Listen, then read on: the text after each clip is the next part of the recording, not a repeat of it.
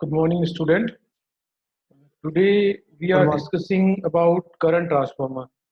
आज हम लोग पढ़ेंगे बेसिकली कि करंट ट्रांसफार्मर होता क्या है, उसकी डेफिनेशन क्या होती है, उसका फंक्शन क्या होता है, उसका एप्लीकेशन क्या होता है, उसका वर्किंग प्रिंसिपल क्या होता है, उस बारे में अपन पढ़ेंगे। ओके, तो सबसे पहले अपन देखते हैं कि व्हाट इज करंट ट्रांसफार्मर। तो जैसे कि हम जानते हैं कि जो करंट ट्रांसफार्मर होता है वो क्या करता है, जो आपकी करंट है उस करंट को मेजर करने का काम करता है। अब आपके दिमाग में ये चीज आती है कि करंट को मेजर तो अमीटर भी करता है। तो इसमें क्या होता है कि ये जो करंट ट्रांसफार्मर होता है वो अमीटर की रेंज को एक्सटेंड करने का काम करता है। ओके, तो इसमें लिखा हुआ कि definition, a current transformer is an instrument transformer used along with measuring or protective device in which the secondary current is proportional to the primary current under normal condition of operation and differ from it by an angle that is approximately zero। तो जो आपका basically जो current transformer होता है वो दो purpose के लिए होता है। एक उसका जो होता है प्रोटेक्शन पर्पज और दूसरा होता है उसका मेजरमेंट पर्पज। ठीक है, वो दो पर्पज के लिए यूज करते हैं। ओके, इसका फंक्शन क्या होता है? इसका फंक्शन हमेशा ये होता है कि जो भी आपका प्राइमरी है वो लोड से कनेक्टेड होता है, सेकेंडरी जो भी आपका प्रोटेक्टिव रिले होती है उस प्रोटेक्टिव रिले से कनेक्टेड होता है। तो आप कह सकते हैं कि current transformer supply relay with current of magnitude proportional to those of power circuit but sufficiently reduced in magnitude. The measuring device cannot be directly connected to the high magnitude supply। जैसे मैंने आपको कहा कि जो आपका measuring device है उस measuring device को कभी भी अपन डायरेक्टली हाई मैग्नीट्यूड सप्लाई के साथ में कनेक्ट नहीं करते। तो हम लोग क्या करते हैं, इसीलिए उसके जो रेंज होते हैं उस रेंज को एक्सटेंड करने के लिए अपन करंट ट्रांसफार्मर का यूज करते हैं। जो करंट ट्रांसफार्मर होता है वो ऑल्सो क्या करता है, आइसोलेट करता है मेजरिंग इंस्ट्रूमेंट को। जैसे मैंने आपको अगेन कहा कि जो आपका मेजरिंग डिवाइसेस है उसको हम डायरेक्टली हाई वोल्टेज के साथ में कनेक्ट नहीं कर रहे हैं। तो उसका यही रीजन होता है कि जो आपका करंट ट्रांसफार्मर होता है उस करंट ट्रांसफार्मर क्या होता है, जो मेजरिंग इंस्ट्रूमेंट होता है उसको आइसोलेट करता है। ओके, ये आपके पास दो डायग्राम दिखा रखे हैं मैंने करंट ट्रांसफार्मर का। ये जो आपका करंट ट्रांसफार्मर का डायग्राम होता है ये आपको ग्रिड सब स्टेशन जो 132 केवी या 220 केवी या 440 केवी जो जीएसएस होते हैं, जो ग्रिड सब स्टेशन होते हैं, वहां पर ये अवेलेबल होते हैं। वहां पर आप इनको देख सकते हैं कि किस तरीके से ये वर्क कर रहा है। और ये इसका बेसिक कॉन्सेप्ट होता है कि आपके पास जो प्राइमरी है और उसके यहाँ पर आपको एक सेकेंडरी, इस तरह से करंट यहाँ पर फ्लो होती है। ठीक है, तो जो आपके पास अमीटर है उस अमीटर के अंदर क्या मेजरमेंट हो रहा है, अमीटर क्या कर रहा है, अमीटर की रेंज को मैंने एक्सटेंड कर दिया है तो वो होता है 1/n मल्टीप्लाई बाय आई। इसका मतलब जो करंट फ्लो हो रही है वो और नंबर ऑफ टर्न्स कितने हैं according to number of turn, इन दोनों का जब मल्टीप्लीकेशन होगा उससे हम निकाल सकते हैं कि जो अमीटर के अंदर कितना करंट है वो आएगा। ओके, अब इसमें आता है what are the working principle of current transformer. लोग जानते हैं कि जो करंट ट्रांसफार्मर का जो प्रिंसिपल होता है वो same as it is transformer के प्रिंसिपल के इक्वलेंट ही होता है। हम खुद जानते हैं कि transformer is a static device. Static device क्यों बोलते हैं? वो स्टैटिक डिवाइस इसलिए बोलते हैं क्योंकि इसके अंदर कोई भी रोटेटिंग पार्ट नहीं होता। ओके, देन उसके बाद में क्या होता है कि जो आपका ट्रांसफार्मर है उस ट्रांसफार्मर में क्या होता है, एक प्राइमरी वाइंडिंग होती है, एक सेकेंडरी वाइंडिंग होती है। जब हम अल्टरनेटिंग करंट को प्राइमरी वाइंडिंग में फ्लो करते हैं तो अल्टरनेटिंग मैग्नेटिक फ्लक्स प्रोड्यूस होते हैं। ठीक है, और वो जो फ्लक्स है वो क्या करते हैं, सेकेंडरी में इंड्यूस होते हैं। तो ये सेम केस यही होता है आपके अंदर भी। ट्रांसफार्मर में भी दो वाइंडिंग होती है, प्राइमरी और सेकेंडरी, जो एक दूसरे से लिंकअप नहीं होती है। लेकिन जो आपके पास जो फ्लक्स जनरेट हो रहा है उस मैग्नेटिक फ्लक्स के लिंकेज के कारण आपका सेकेंडरी भी कनेक्ट हो जाता है। राइट, इसमें जो थोड़ा सा डिफरेंस ये होता है कि जो करंट ट्रांसफार्मर इसमें जो लोड का बर्डन होता है या जो लोड का इंपीडेंस होता है वो थोड़ा कम होता है as compare to normal transformer. Right, तो इसको अपन दूसरे तरीके से ये कह सकते हैं कि बर्डन का मतलब क्या हुआ, बर्डन का मतलब ये हुआ कि जो भी आपका करंट ट्रांसफार्मर है उस करंट ट्रांसफार्मर को हमेशा अपन कैसे ऑपरेट करेंगे, हमेशा अंडर शॉर्ट सर्किट कंडीशन में ऑपरेट करेंगे। इसका मतलब हमेशा उसको अपन शॉर्ट सर्किटेड रखेंगे। ओके, दूसरी चीज कि जो आपका सेकेंडरी वाइंडिंग है, बिकॉज प्राइमरी के अंदर आपने इंस्ट्रूमेंट को कनेक्ट किया है, सेकेंडरी में आपका मेजरमेंट हो रहा है किया है, तो जो सेकेंडरी वाइंडिंग है वो सेकेंडरी वाइंडिंग कभी भी लोड इंपेडेंस पर डिपेंड नहीं करता। वो सेकेंडरी वाइंडिंग किस पर डिपेंड करेगा? वो सेकेंडरी वाइंडिंग प्राइमरी के अंदर कितनी करंट फ्लो हो रही है उस पर डिपेंड करता है। Okay okay. उसके बाद में आता है कि जो आपका बेसिकली जो करंट ट्रांसफार्मर होता है वो एक आयरन कोर का होता है। सेम उसमें प्राइमरी सेकेंडरी होती है। आपके इसमें क्या होता है कि जो प्राइमरी में जो नंबर ऑफ टर्न्स होता है वो कह सकते हैं कि आप एक सिंगल टर्न्स होता है और सेकेंडरी के अंदर मल्टी टर्न्स होते हैं। ओके, तो एक तरीके से जब सिंगल से मल्टी में जा रहा है इसका मतलब क्या हुआ? वो स्टेप अप कर रहा है। ठीक है, तो उस कंडीशन में आप उसको बता सकते हैं कि कितनी वैल्यू होगी। तो ये एक बेसिक प्रिंसिपल होता है कि जो करंट ट्रांसफार्मर होता है वो प्रोटेक्टिव डिवाइस होता है। प्रोटेक्टिव डिवाइस क्यों होता है? तो आप उसको कह सकते हैं कि किसी भी मेजरिंग डिवाइस को डायरेक्टली हाई वोल्टेज के साथ में कनेक्ट नहीं किया जाता।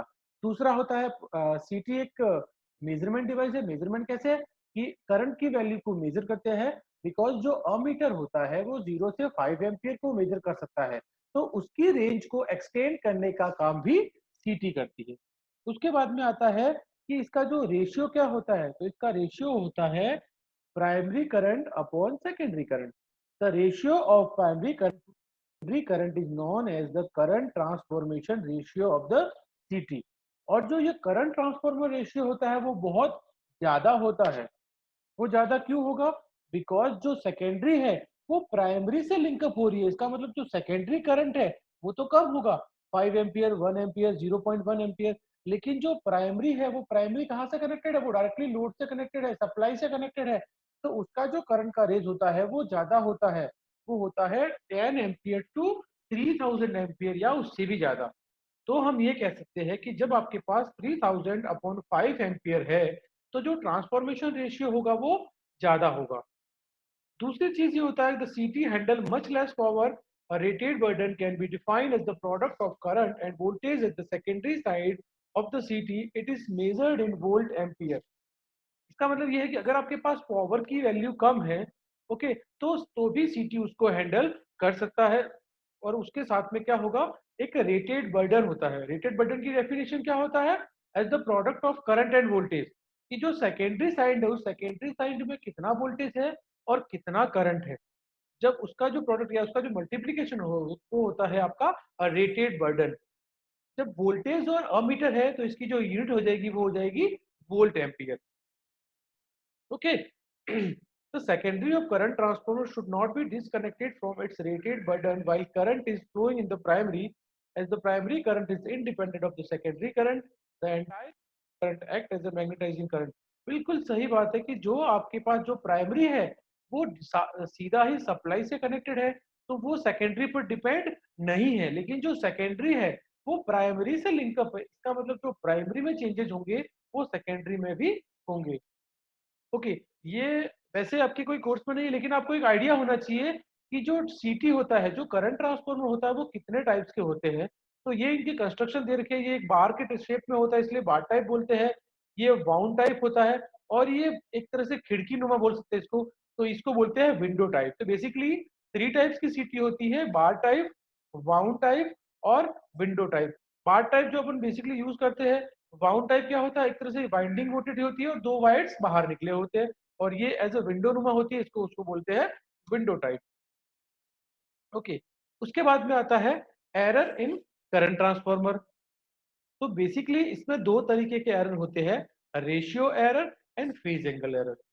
रेशियो मैंने आपको बताया कि जो भी आपका प्राइमरी वाइंडिंग का करंट है और जो सेकेंडरी वाइंडिंग का करंट है उन दोनों का जो रेशियो होता है उसको वही ट्रांसफार्मर रेशियो बोलते हैं। और अगर इस रेशियो में कोई भी प्रॉब्लम आ रही है, जैसे मैं कहूँ कि 3000 अपॉन 100, तो उसके अकॉर्डिंगली कितना होना चाहिए? उसके अकॉर्डिंगली 30 होना चाहिए, लेकिन ये 29 पॉइंट समथिंग हो रहा है या 30 पॉइंट समथिंग हो रहा है। तो इस तरह की एरर को हम बोलते हैं ratio error. Okay, then second one is phase angle error. Phase angle का मतलब यही हुआ सिंपली कि आपके पास कोई कोई भी दो क्वांटिटी है और उन दोनों क्वांटिटी के बीच में कुछ ना कुछ फेज है या उसके बीच कोई एंगल है। अगर उस एंगल के अंदर कोई एरर आ रही है तो उस तरीके की एरर को हम लोग बोलते हैं फेज एंगल एरर। आइडियली क्या होता है कि जो प्राइमरी करंट है और जो सेकेंडरी करंट है, चाहे उसको आप आईपी बोलो और आईएस बोलो, तो ऑलवेज आईपी और आईएस के जो बीच का जो एंगल होता है वो 180 डिग्री होता है। लेकिन कुछ डेविएशन हो जाता है उसके कारण, जैसे कुछ चेंजेस आ रहा है या कुछ भी फ्लक्चुएशन हुआ उसके कारण जो एंगल है वो एंगल चेंज हो रहा है, तो उस एंगल को हम लोग बोलते हैं फेज एंगल एरर। और ये फेज एंगल एरर कितना हो सकता है? जैसे मैंने आपको कहा कि नॉर्मल कंडीशन के अंदर प्राइमरी करंट और सेकेंडरी करंट के बीच का जो एंगल होता है वो 180 है। लेकिन किसी अगर इसके अंदर कुछ डेविएशन आ रहा है तो उस डेविएशन को डिनोट करने के लिए हम एक एंगल लेते हैं, वो थीटा होता है, और उस थीटा को हम लोग बोलते हैं फेज एंगल एरर। उसके बाद में नेक्स्ट आपका जो टॉपिक है ये है आपका फेजर डायग्राम ऑफ सीटी। इस सीटी का फेजर डायग्राम क्या होता है? ये आपको देखो, ये एक तरीके से क्या है आईपी, ये क्या है आईएस। जैसे मैंने आपको बताया था कि आईपी और आईएस एक दूसरे के 180 डिग्री डिस्प्लेस्ड होते हैं, लेकिन ये देखो 180 डिग्री नहीं है, कुछ डिफरेंसेस है। तो उस डिफरेंसेस को अपन कैसे शो करेंगे उसको थीटा एंगल से, ये थीटा एंगल है। सेम ईपी और ईएस जो आपका इलेक्ट्रोमैग्नेटिक वोल्टेज है वो जनरेट हो रहा है तो एक दूसरे के प्रोपोर्शनली होता है माइनस ईपी, और जो रेफरेंस होता है वो उसका होता है फाई एम। ओके, तो ये जो सारी चीजें हैं वो क्या है वो अपन यहाँ शो करेंगे। तो इसमें दे रखा है the phasor diagram of the current transformer is show in the figure below. The main flux is taken as reference. जो आपका मेन फ्लक्स है, ओके, मेन फ्लक्स ये फाई एम ये फाई एस है मेन फ्लक्स। ये जो main flux है वो आपका रेफरेंस है। ओके, और इस मेन फ्लक्स से जो भी आपका प्राइमरी इंड्यूस वोल्टेज है या जो सेकेंडरी इंड्यूस वोल्टेज है, ये आपका मेन फ्लक्स है, ये आपका प्राइमरी इंड्यूस वोल्टेज, ये आपका सेकेंडरी इंड्यूस वोल्टेज। और दोनों के साथ में ये क्या करता है, दोनों के साथ में जो एंगल है आपका, जो आपका एंगल है वो दोनों के साथ में जो एंगल है वो कितना है, वो एंगल आपका 90 डिग्री है। ओके, तो आप ये कह सकते हैं कि आपका जो रेफरेंस है वो रेफरेंस क्या है, वो रेफरेंस आपका फाई एस है। और उस रेफरेंस के साथ में चाहे वो इंड्यूस वोल्टेज सेकेंडरी का हो चाहे वो इंड्यूस वोल्टेज प्राइमरी का हो, दोनों ही वोल्टेज क्या है आपके पास 90 डिग्री के होते हैं। राइट, तो ये आप इसमें डायग्राम फेजर डायग्राम में शो कर सकते हैं। Okay, then the magnitude of the primary and secondary voltage depend on the number of turns of the winding, the excitation current induced by the components of magnetizing or working current।